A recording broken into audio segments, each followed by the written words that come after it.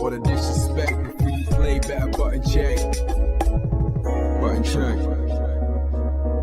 What is up, Butt Check family? Welcome back to yet again a full week, a beautiful week of checking these buttons. Thank you guys for tuning in. As always, we got the chapters and links down below if you guys want to skip around to a certain subject. We got a whole week. Obviously, we got a whole week because it's Monday, so why would I say it?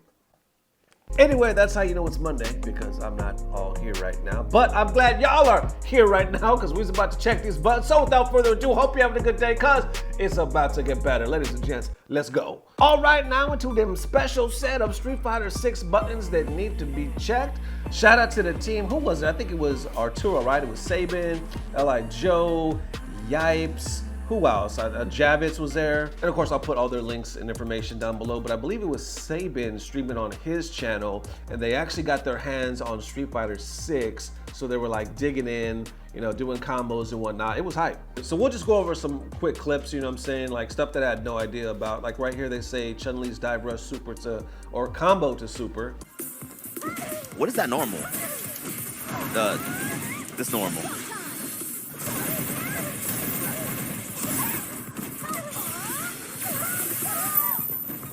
And I believe that's LiJoe and Javits in this clip. So right here, you got Chun on Chun. Boom, boom, boom. All the way to the corner, activate. Then no, she gets it in the air right here. Bam! Finishes it off. How much life was that? Was that half life? Did that start full bar? Well, that's the whole damn combo, right? Because that's 11 hits right there by the time she activates. 19, 20, 27, 28, 29, and then goes up to 34, and that looks like it was more than half life, so damn. And then right here, I see this clip, they say Street Fighter 6 Ryu dive rush combo, and of course this is LiJoe. Check this out. Resemble more Street Fighter 5 or 4? You know what, honestly, that's a good question. I'm gonna play the game a little more to really know, but honestly, it's pretty fluid. It's pretty fluid. Yeah. Wow, look at Joe. Joe, you sure you don't got this game in your house? Wow, Joey. You know, yeah, I'll like you know how it is with Joseph. Then I see this one right here entitled Maximum Throw Punish. Somebody by the name of MJ posted above it saying the fact that you can get the counter state on anything whiffing makes it so whiff punishing might be more important in Street Fighter 6 than it has been in any game prior. The damage output from it is too good not to take advantage, and every action will really need to be deliberate. I'll pass that on to Joe because he can't see the screen.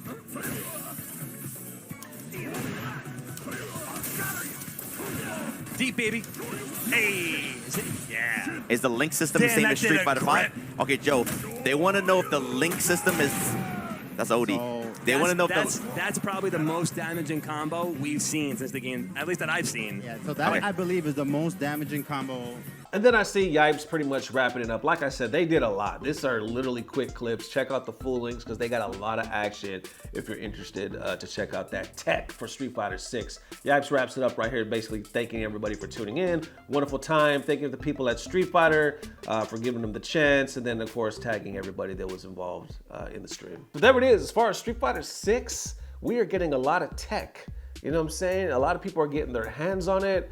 How y'all feeling right now? The vibes. You know, I feel like when they initially showed us the majority of the trailer, like in the announcements, whatnot, we were all going fucking crazy, right? There were some people maybe not too happy, but I want to say the majority from the response that we saw was like people were like, yo, this is hype.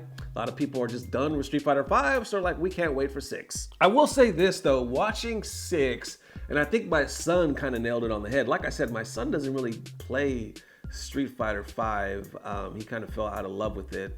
And then I also did the same, but trust me, we did this totally separate, not together. But anyway, like I was saying, watching 6, the first time I showed him the clip, he said, it just looks like Street Fighter 5. He was like, it looks like Street Fighter 5, like more animated, more polished. So therefore, he already got some negative image of Street Fighter 6 because he so dislikes 5. He's like, I mean, we'll see. And I get it. You know why? Like, I'm gonna be real with y'all. I agree. Now, here's the thing. I know some of y'all are like, Ernesto, stop shitting on 5, all right? We get it. You don't like 5. I'm not talking about all that right now, but my initial reaction of 6 was well, let's back up. My initial reaction was, oh, this is amazing, yada, yada. I'm actually really excited, point blank. I'm excited for the game. But the more I watch it, yeah, there's some movements the way the mechanics work and whatnot, it very much reminds me of a polished, more animated, colorful version of Street Fighter V. And I so dislike Street Fighter V that yeah, it can kind of give me a bad, yeah. I was hoping that it was gonna look completely different. Like, it just looks like a better version of Street Fighter V. But I'll say this too, I'm not saying I'm not gonna like Street Fighter 6. I'm not saying that y'all should not like Street Fighter 6. All I'm saying is I was hoping it was gonna go a completely different way. But here's the dumb thing, and I'm gonna admit, sometimes you say stuff that doesn't make sense. I'm doing that right now because I don't even know what I was hoping for it to look like. You know what I'm saying? I didn't necessarily want them to go back to Ultra, even though that was my favorite version of the game. I didn't want them to go back there, and I didn't want them to stay in the Street Fighter V realm. So, and I'm not a dev, I don't know how this shit works. All I know is, I guess I know nothing. Stop it. Get some help.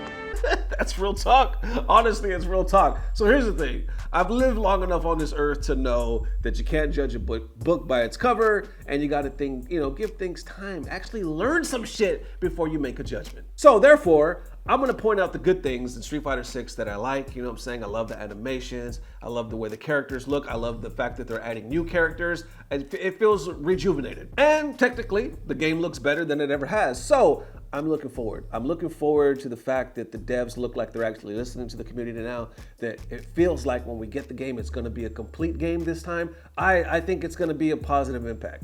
She actually admitted it. She actually came out and said that's what they were doing. And I noticed a very interesting take from that from Emery right here that says, eventually people will realize that this is employed by creators to get a slight slap on the wrist to further their streaming growth and career. When this chick gets unbanned in a week, her viewership will be 50 times what it was because of this bullshit stunt, which leads to the next set of buttons that need to be checked that connects with these set of buttons. So let's put that transition back on the screen. So let's check these buttons right here. Also in the world of Twitch and streaming. And then I guess there's a lot of discussion about a 7-day ban. People are like, we can't believe she was only banned for 7 days. And the reason why people are saying that, because they're saying that she is the one that said this. So I noticed following this, JiDion posted this saying, a girl gets effed on stream, 7-day ban while I'm still here perma-banned. Twitch is racist. I know why, but like, how long are you banned for? 7 days. And for those of you that don't know the story about JiDion, basically he was a really popular streamer. I think he said he was getting anywhere from like 15,000 to 20,000 viewers when he would go live. He still got a huge YouTube channel. He went at Pokimane right now, who's like what, owner or co-owner of Evo. So anyway, he went after her, and then I guess she kind of went back at him, and then Twitch got him out of there. And I believe he's on a permaban, like he's still not on Twitch. That's why he posted this saying, how the hell does a girl get effed on the stream and she only gets 7 and I'm permabanned? Meanwhile, he's good with Pokimane. He's like, I don't like beef. I went out of my way to make up with her, and there's this video that he posted right here. They're sitting down like homies eating Chick-fil-A and shit. So they squashed it. They're good. But you see that he's still off Twitch altogether.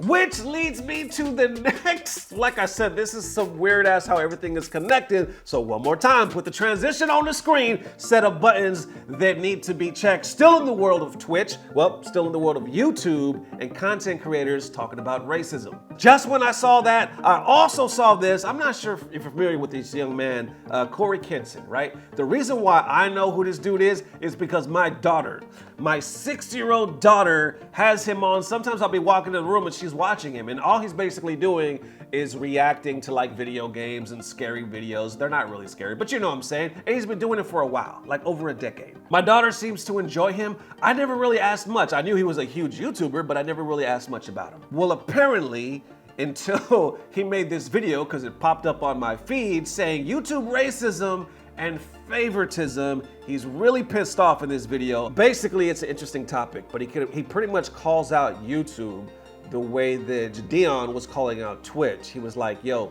I feel like I'm being targeted. I feel like y'all are racist or y'all play favorites, because there's certain times y'all will flag my videos. They put that rating on there where they basically flag it for adult content. And he's like, the funny thing is, I'm not on YouTube for several months at a time and y'all ain't touching me. But the moment I come back and I start trending again, all of a sudden you start pulling videos, like old videos from years ago, they start flagging and they'll flag the current video. And then when he goes to look at other YouTubers, he notices like, wait a minute, these content creators happen to be white. And not only that, they're showing the same thing I am, yet you're not flagging them, but you're flagging me. So he was like, how was I flagged in the first place? Then I, disputed it. Y'all still flagged it, said it was from a human. But then when I pointed out to my representative that this white content creator is doing the same thing, but y'all ain't touching them, now y'all unflag me. And then to get even juicier, like a week or two later, they flag it again. So he's really pissed off right now. He's like, it's not a good look. It doesn't look good. Why do I have to feel like this? I didn't want to rant like this on this video, but I feel extremely targeted right now because of my color. They try and give us a spotlight. And do you know how condescending and patronizing that is? Oh yeah, let's give a spotlight to these black creators because we're all about diversity. All this communicates is black people aren't good enough on their own skill, on their own merits, on their own talent. So we gotta give them a spotlight. We gotta come down and raise them up so they can get some spotlight action. Well, how about you save all that YouTube black, all that fake patronage, all that fake pandering that you guys do. And when you have a black creator coming to you repeatedly saying, why am I being treated differently than other creators? And then you come back and, oh, we gotta age restricted. And then, oh no, he's on to us. Okay, we gotta age restrict them both. Fake! It's fake. That's what it is. There it is, one more again. Definitely let me know how y'all feeling. Thank you so much for tuning in, subscribing, liking, helping this channel grow. Thank you for all the massive love. We will see you soon. If not tomorrow, definitely the next day. Love y'all forever. Peace. Blah, blah, blah. Subscribe. Here's how I feel about the current state of Street Fighter. You know what I'm saying? And this is the realest shit I ever said on this channel. And I can't put it no better than this. So Street Fighter 4 Ultra, I was in love with. I feel like that's that girl that you dated and things didn't work out, but you wanted them to work out. You know what I'm saying? She broke up with you. You didn't break up with her. She broke up with you. And then you went to counseling because you didn't know how to cope. So you met Street Fighter 5. And when you met that woman, she wasn't complete. She was broken. She had a lot of shit missing in her life. But as time went on, she was good to you. She took care of you. She made sure you were fed and shit like that. She showed you some love. So you stuck around because you felt like you owed it to her. She deserved it. And even though you know this and 5 has been there, there's not that oomph. There's not that special spark, you know what I'm saying, that you share with 5, even though 5 basically ain't done nothing wrong. So you force yourself. Daily, you convince yourself, you continue your life, and one day at the grocery store, at the corner of your eye, you see a glimpse of 6. And even though you don't know nothing about 6, I could tell from this distance that she got a fat ass. And now you're really conflicted because you didn't know such a creature existed. But now you see that something exists that has a glimpse, a memory of your past, mixed with the reality of your current state with just a taste of your future. So how do I feel now? Damn it, how does anybody feel now? You see your past and you care for them. Hell, you might even still love them, but they left you. They left you, so obviously something about that had to be toxic. And then you got the current state. The current state seems comfortable.